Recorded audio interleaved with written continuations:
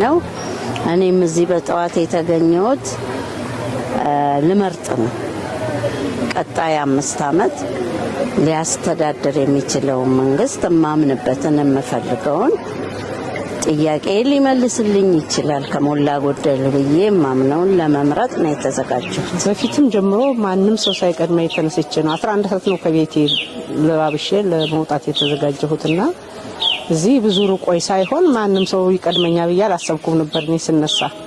ግን ያው የሰው ብዛትም ስላለ በጧት ምርጫዬን መርጬ ወደ ስራ ለመሰማራት እንግዲህ ዛሬ ያገናኘን ምክንያት እንደ ሀገር እንደ መንግስት ያው ምርጫ ታውጇልና ከዚህ አንፃር ያው ማንኛውም የሚመራውን የሚያስተዳድረውን በፍላጎቱ ለመምረጥ አዋጅ መጥቷል። ከዚህ ደስ ይላል። ድባቡ በስነ ስርዓት ነው።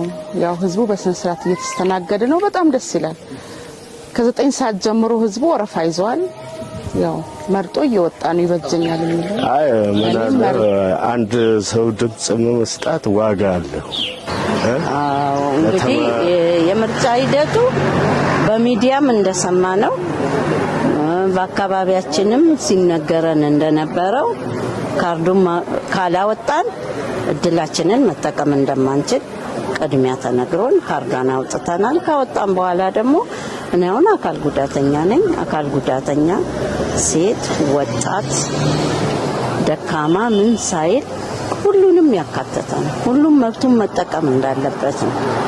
እኔ መብቴን ተጠቅሜ ያልመረጥኩትን ሰው ቀጣይ 5 ዓመት ላይ ይሄን አርግልኝ ይሄን ስራልኝ ብዬ ልጠይቅ አልችልም።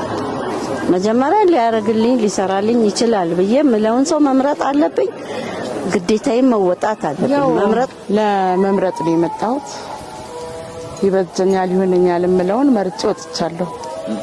እንዲህ በማለዳ እንግዲህ ይመራናን ያስተዳድረናን የሚለውን ነው ሰው የሚመርጠውና እኔም በራሴ ሐሳብ የተገነዘቡትን የሆነኛን የሚለውን ለመምረጥ ከቤተ ክርስቲያን ኪዳን እንዳደረስን ወደዚህ መጥቻለሁ። ዋጋ አለው። ምክንያቱም ያልመረጥኩት ሊያስተዳድረኝ አይገባም። የፈለኩትንና የፈቀድኩትን አይቼ አመዛዘኛ መምረጥ ስላለብኝ የምመርጠውንም አስቀድሜ ስለማውቅ ግዴታ በጧት መምረጥ አለብኝ። መልእክት እንግዲህ በጊዜ ወጥተው በስነ ስርዓት መርጠው በጊዜ ቢገቡ አሪፍ ነው። ፀሐዩም እንዳይሆን